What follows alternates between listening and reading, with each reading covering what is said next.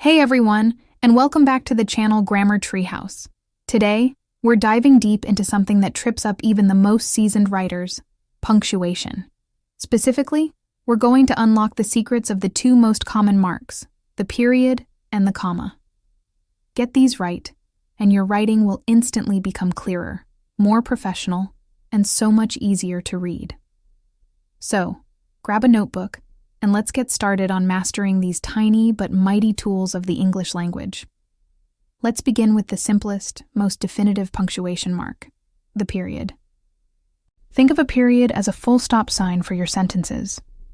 Its main job is to signal the end of a complete thought, specifically a declarative sentence. That's just a fancy term for a statement. For example, the sun is shining. It's a complete idea, so it gets a period. It's that straightforward. The period tells your reader, okay, that thought is finished. Take a tiny mental breath before we move on to the next one. The period also has another important role. It ends imperative sentences, which are commands or requests. For instance, if you say, please close the door, you end it with a period. Or, do your homework. It's a direct instruction, and the period provides that sense of finality. It's not a question. It's not an exclamation of excitement. It's a statement or a command, and the period is its loyal companion. It's the punctuation mark that provides structure and closure, making your paragraphs digestible and orderly. Without it, our writing would just be one long, breathless stream of consciousness. Now let's switch gears to the comma, which is a bit more complex because it has so many different jobs. One of its most frequent uses is to separate items in a list. Imagine you're going to the grocery store. You'd write, I need to buy apples, bananas, and milk. The commas act as little dividers, separating each item so the list is clear and organized. Without them, you'd have apples, bananas, and milk, which is clunky and harder to process.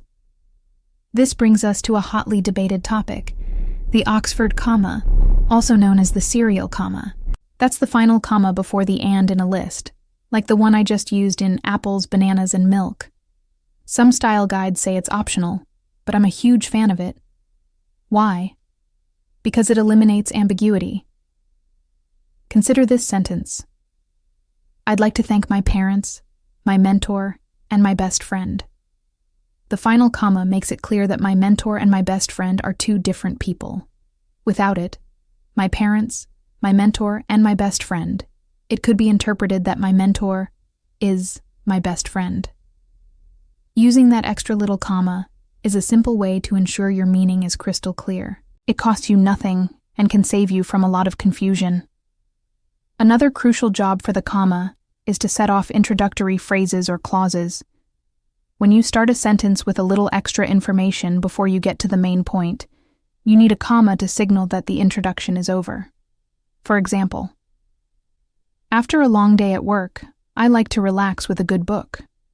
The phrase, after a long day at work, sets the scene. The comma after work creates a natural pause, guiding the reader smoothly into the main clause. I like to relax with a good book. Think of it like a stagehand pulling back the curtain. The introductory phrase sets the stage, and the comma is the cue for the main act to begin. This applies to shorter introductory words too, like however, therefore, or well. For instance, unfortunately, the store was closed. That comma after unfortunately is essential for rhythm and clarity. It separates the transitional word from the core message of the sentence, making it flow much more naturally when read aloud. Try reading it without the comma. It just doesn't feel right, does it? Let's talk about a specific scenario where periods and commas interact, quotation marks. This is a rule that many people find confusing, but it's actually quite consistent, at least in American English. The rule is this: periods and commas almost always go inside the closing quotation mark. For example, she said, I'm going to the library. See? The period is inside the quotes. It's the same for a comma. If you were quoting a piece of a sentence, you might write, my favorite line is, it was the best of times. which perfectly captures the novel's theme. The comma goes inside the quote, right before the closing quotation mark. It might feel a little strange, especially when the punctuation isn't part of the original quote itself, but this is a firm convention of American English style. Just remember, inside, inside, inside. Drill that into your head. If you see a period or a comma, tuck it safely inside the quotation marks before you close them. This simple trick will make your writing look much more polished and professional, and it shows that you know the established rules of the road when it comes to grammar. Now for a major writing pitfall we need to talk about: the comma splice. This is one of the most common errors I see, and it happens when a writer tries to connect two complete sentences, two independent clauses, using only a comma. For example, the weather was beautiful. We decided to go for a hike. That's a comma splice. The weather was beautiful is a complete sentence. We decided to go for a hike is also a complete sentence. You can't just stick a comma between them and call it a day. The comma isn't strong enough to hold two full sentences together. So, how do you fix a comma splice? You have a few great options. The easiest fix is to replace the comma with a period, creating two separate sentences. The weather was beautiful. We decided to go for a hike. Simple and effective. Another fantastic way is to add a coordinating conjunction. You might remember these as fanboys, for, and nor, but, or, yet, so. Using one of these words after the comma gives it the strength it needs. So you could write, the weather was beautiful, so we decided to go for a hike. Now the two clauses are correctly and logically connected. But wait, there's another elegant solution for fixing that comma splice, or for connecting two closely related sentences: the semicolon. I know, the semicolon can seem intimidating, but it's an incredibly useful tool. Think of it as a super comma. It's stronger than a comma, but not as final as a period. You use a semicolon to connect two independent clauses that are very closely linked in thought. The ideas should feel like two halves of the same coin. Let's go back to our example. The weather was beautiful. We decided to go for a hike. The semicolon works perfectly here, because the decision to go for a hike is a direct result of the beautiful weather. The two ideas are tightly connected.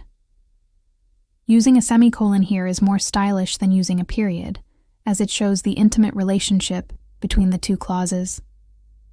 It tells the reader, these are separate ideas, but pay attention to how they relate to each other. Don't be afraid of the semicolon.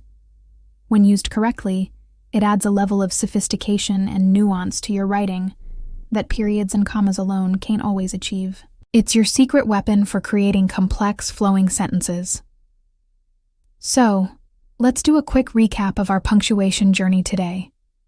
Periods are your stop signs. They mark the end of a complete statement or command, giving your reader a clear signal to pause. Commas are the versatile traffic directors of your sentences. They separate items in a list, set off introductory elements, and when paired with a conjunction, can connect independent clauses. Remember the Oxford comma for clarity, and always tuck your periods and commas inside quotation marks. Most importantly, watch out for the dreaded comma splice. Never connect two complete sentences with just a comma. Instead, use a period, a comma with a conjunction, or the sophisticated semicolon to link your ideas correctly. Mastering these rules isn't just about being a grammar nerd, it's about effective communication. Clear punctuation leads to clear writing, and clear writing ensures your message is understood exactly as you intended. It shows respect for your reader and credibility for your ideas. Practice makes perfect. The more you write and pay attention to these little marks, the more intuitive they'll become. Start proofreading your own emails, reports, or even social media posts with a focus on just periods and commas. You'll be surprised at how quickly you improve. Thank you so much for joining me today to unlock these punctuation secrets. I hope you found this guide helpful. If you did, please give this video a thumbs up, and don't forget to subscribe to the channel and hit that notification bell so you don't miss our next deep dive into the world of writing. Have any punctuation questions? Drop them in the comments below. I'd love to hear from you. Until next time, happy writing.